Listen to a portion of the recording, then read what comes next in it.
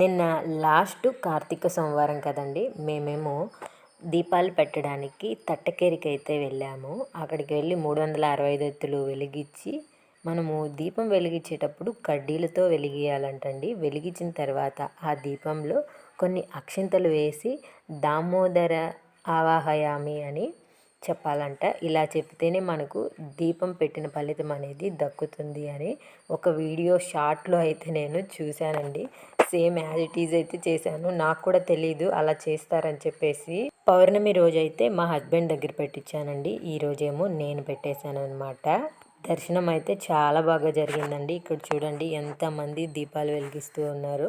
Last సోమవారం కాబట్టి శివుడి గుడి పక్కనే ఆంజనేయ స్వామి గుడి కూడా ఉందండి. ఇక్కడైతే పిల్లలు ఎవరైనా భయపడుతూ ఉంటే ఇక్కడ ఆంజనేయ స్వామి దండ అయితే వేస్తారు. ఇంకా పూజ చేసుకొని ప్రసాదం అయితే తినేసి ఇంటికి వచ్చాము.